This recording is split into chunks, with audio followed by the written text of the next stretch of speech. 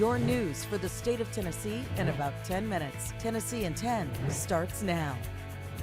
Thanks for joining us this morning. I'm Amanda Hara at WSMV in Nashville, but we're going to start in Memphis, where a high school student died after collapsing during track practice. 15-year-old Cornelius Perry died on Monday.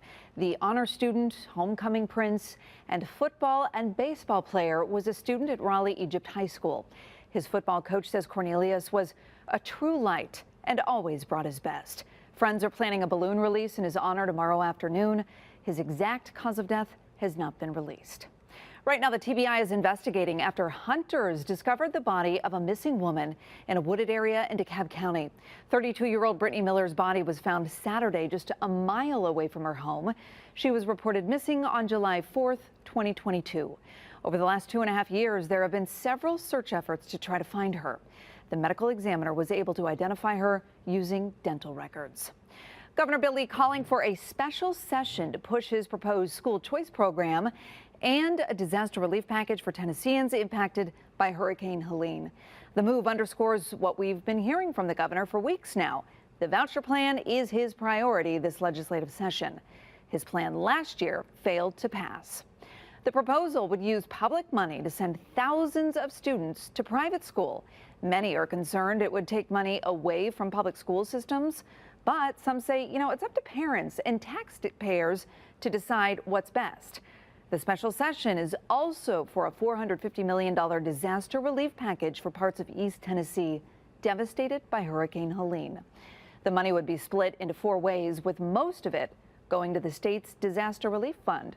And a third bill would lay out how the state will help the Trump administration carry out its immigration policy. Republican leaders support Governor Bill Lee's decisions, but Democrats claim he's using the special session to hold disaster relief money hostage until he gets his voucher bill passed.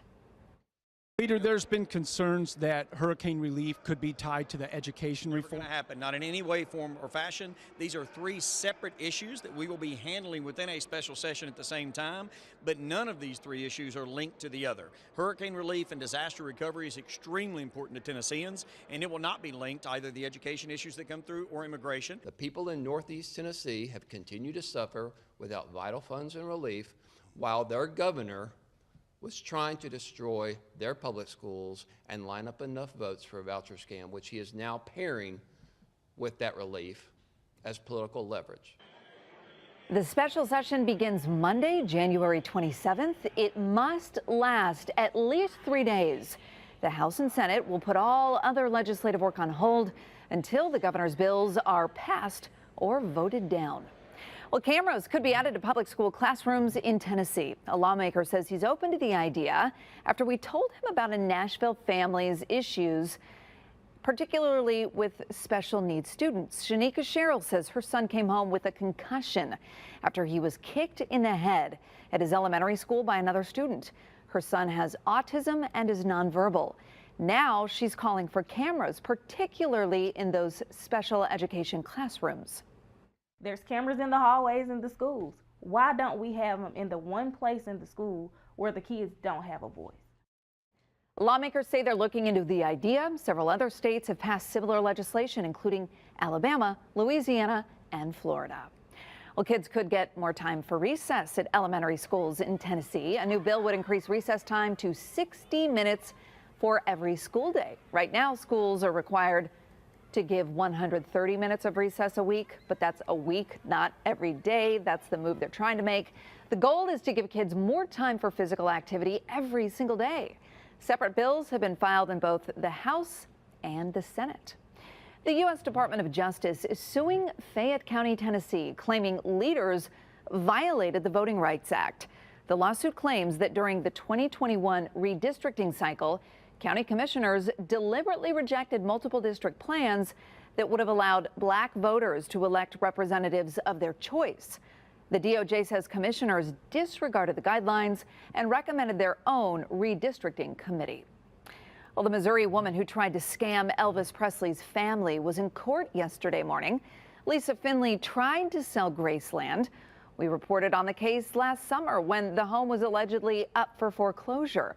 Finley said Graceland was offered as collateral in a loan by Lisa Marie. a loan that was never repaid before she died. But investigators found that agreement was never made. As for where the case stands right now, the defense and prosecutors are asking for a little more time. Findlay faces multiple charges. The king of rock and roll's historic home is still open to tourists all year round. We have a warning for anyone with small dogs. Wildlife officials say coyotes are right in the middle of mating season. That could be a problem for pets. Tennessee Wildlife Resources Agency says coyotes can become more aggressive towards domestic dogs during the mating season, and that lasts for the next few months.